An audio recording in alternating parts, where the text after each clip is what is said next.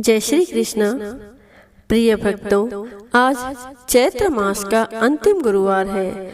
आज मैं आपको सुनाऊंगी बृहस्पतिवार की संपूर्ण कथा आरती सहित।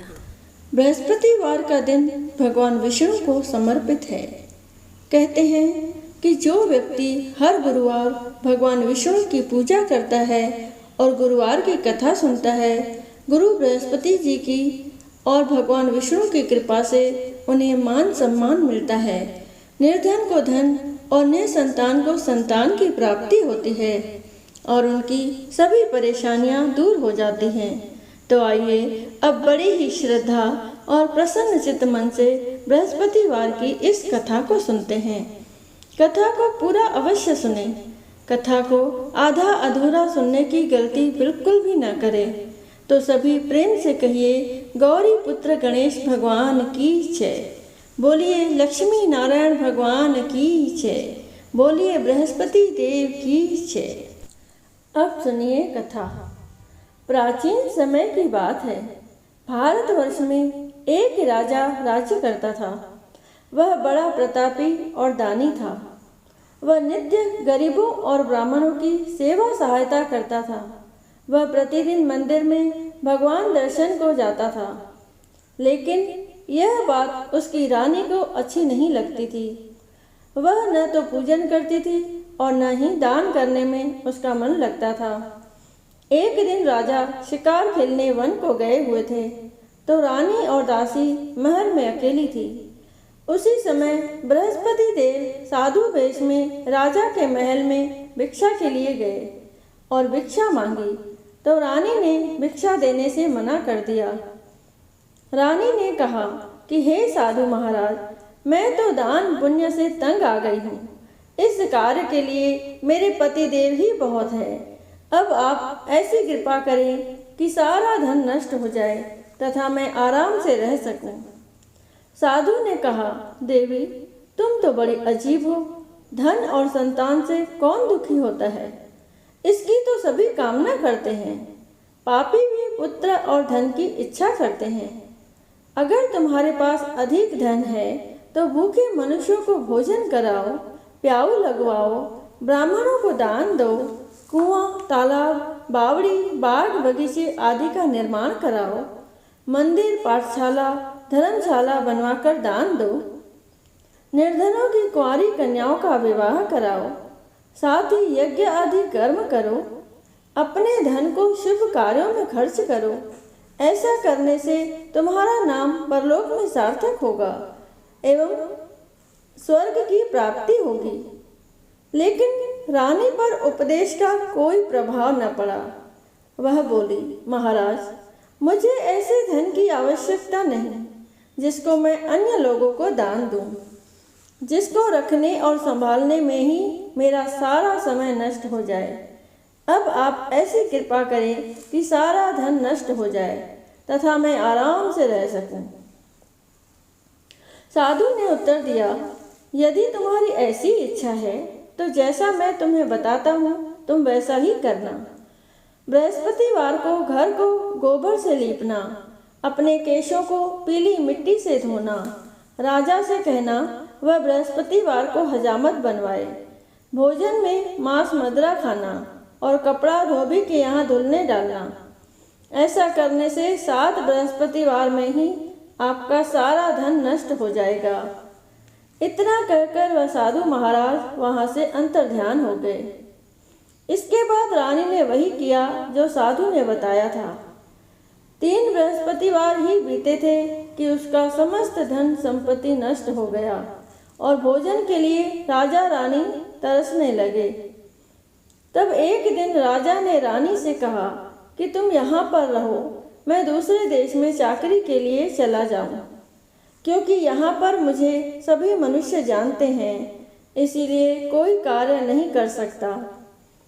देश चोरी परदेश भीख बराबर है। ऐसा कहकर राजा परदेश चला गया। वहाँ जंगल को जाता और लकड़ी काट कर लाता और शहर में बेचता। इस तरह जीवन व्यतीत करने लगा। इधर राजा के बिना रानी और दासी दुखी रहने लगी। किसी दिन भोजन मिलता और किसी दिन जल पीकर ही रह जाती। एक समय जब रानी और दासियों को 7 दिन बिना भोजन के रहना पड़ा तो रानी ने अपनी दासी से कहा, हे दासी, पास ही के नगर में मेरी बहन रहती है, वह बड़ी धनवान है। तू उसके पास जा 5 सेर बेझर मांग कर ले आ, ताकि कुछ समय के लिए थोड़ा बहुत गुजर बसर हो जाए। दासी रानी के बहन के पास गई। उस दिन बृहस्पतिवार था। रानी की बहन उस समय बृहस्पतिवार की कथा सुन रही थी। दासी ने रानी की बहन को अपनी रानी का संदेश दिया, लेकिन रानी की बहन ने कोई उत्तर नहीं दिया। जब दासी को रानी की बहन से कोई उत्तर नहीं मिला तो वह बहुत दुखी हुई, उसे क्रोध भी आया। दासी ने वापस आकर रानी को सारी बात बता दी। सुनकर रानी ने कहा कि हे दासी, इसमें उसका कोई दोष नहीं है। जब बुरे दिन आते हैं तब कोई सहारा नहीं होता। अच्छे बुरे का पता विपत्ति में ही लगता है। जो ईश्वर की इच्छा होगी वही होगा। यह सब हमारे भाग्य का दोष है। यह सब कहकर रानी ने अपने भाग्य को कोसा। उधर रानी की बहन ने सोचा कि मेरी बहन की दासी आई थी, लेकिन मैं उससे नहीं बोली, इससे वह बहुत दुखी हुई होगी। कथा सुनकर और पूजन समाप्त कर वह अपनी बहन के घर गई और कहने लगी, हे बहन, मैं बृहस्पतिवार का व्रत कर रही थी। तुम्हारी दासी गई, लेकिन जब तक कथा होती है तब तक न उठते हैं और न बोलते हैं, इसीलिए मैं नहीं बोली। कहो दासी, क्यों गई थी? रानी बोली, बहन, हमारे घर अनाज नहीं था। ऐसा कहते कहते रानी की आंखें भर आई। उसने दासियों समेत 7 दिन तक भूखा रहने की बात भी अपनी बहन को बता दी। इसीलिए मैंने दासी को तुम्हारे पास 5 सेर बेझर लेने के लिए भेजा था। रानी की बहन बोली, बहन देखो, बृहस्पति देव सबकी मनोकामना पूर्ण करते हैं। देखो, शायद तुम्हारे घर में अनाज रखा हो। पहले तो रानी को विश्वास नहीं हुआ, परंतु बहन के आग्रह करने पर उसने दासी को अंदर भेजा। दासी घर के अंदर गई तो वहां पर उसे एक घड़ा बेझर से भरा मिल गया। उसे बड़ी हैरानी हुई। उसने बाहर आकर रानी को बताया। दासी रानी से कहने लगी, हे रानी, जब हमको भोजन नहीं मिलता तो हम व्रत ही तो करते हैं, इसीलिए क्यों न इनसे व्रत और कथा की विधि पूछ ली जाए। हम भी व्रत किया करेंगे। दासी के कहने पर रानी ने अपनी बहन से बृहस्पतिवार व्रत के बारे में पूछा।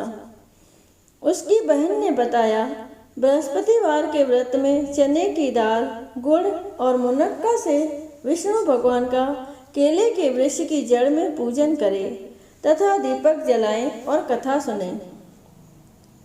उस दिन एक ही समय भोजन करें। भोजन में पीले खाद्य पदार्थ का सेवन जरूर करें, इससे गुरु भगवान प्रसन्न होते हैं। अन्न, पुत्र और धन का वरदान देते हैं, साथ ही सभी मनोकामनाएं पूर्ण करते हैं। व्रत और पूजन की विधि बताकर रानी की बहन अपने घर लौट गई। रानी और दासी दोनों ने निश्चय किया कि बृहस्पति देव भगवान का पूजन जरूर करेंगे। 7 रोज बाद जब बृहस्पतिवार आया तो उन्होंने व्रत रखा। घुड़साल में जाकर चना और गुड़ बीन लाई तथा उसकी दाल से केले की जड़ तथा विष्णु भगवान का पूजन किया। अब पीला भोजन कहाँ से आए? दोनों बड़ी दुखी हुई, परंतु उन्होंने व्रत किया था, इसीलिए बृहस्पति देव भगवान प्रसन्न थे। एक साधारण व्यक्ति के रूप में वे 2 थालों में पीला भोजन लेकर आए और दासी को देकर बोले, हे दासी, यह भोजन तुम्हारे और तुम्हारी रानी के लिए है, इसे तुम दोनों ग्रहण करना। दासी भोजन पाकर बहुत प्रसन्न हुई। उसने रानी से कहा, चलो रानी जी, भोजन कर लो। परंतु रानी को भोजन आने के बारे में कुछ भी नहीं पता था।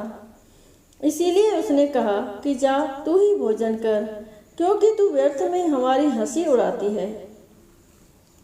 तब दासी ने कहा, एक व्यक्ति भोजन दे गया है।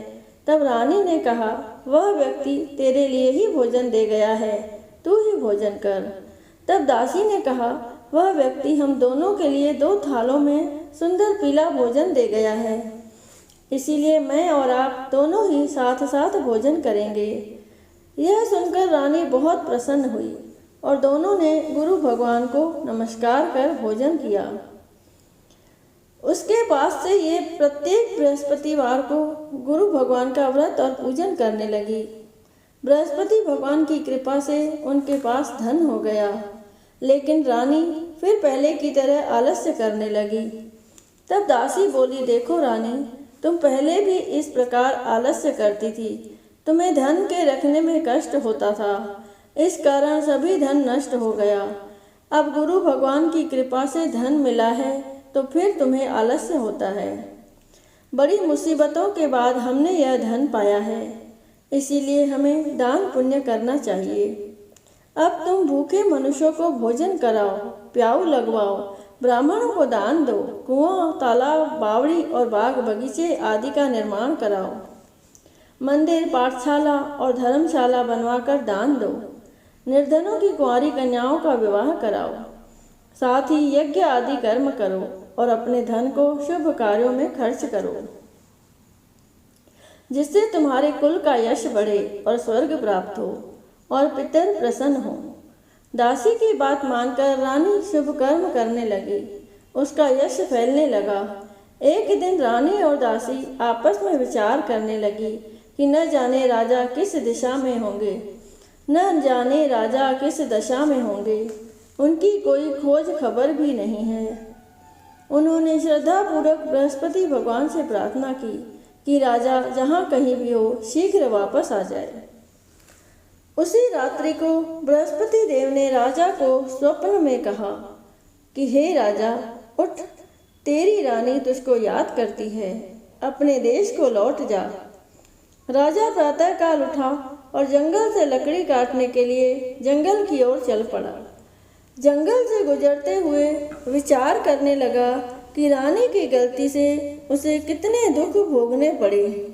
राजपाट छोड़कर जंगल में आकर रहना पड़ा। जंगल से लकड़ी काटकर शहर में बेचकर गुजारा करना पड़ा और अपनी दशा को याद करके व्याकुल होने लगा। उसी समय राजा के पास बृहस्पति देव साधु के वेश में आकर बोले, हे लकड़हारे, तुम इस सुनसान जंगल में किस चिंता में बैठे हो, मुझे बतलाओ। यह सुन राजा के नेत्रों में जल भर आया। साधु की वंदना कर राजा ने अपनी संपूर्ण कहानी सुना दी। महात्मा दयालु होते हैं। वे राजा से बोले, हे राजा, तुम्हारी पत्नी ने बृहस्पति देव के प्रति अपराध किया था, जिसके कारण तुम्हारी यह दशा हुई। अब तुम चिंता मत करो, भगवान तुम्हें पहले से अधिक धन देंगे।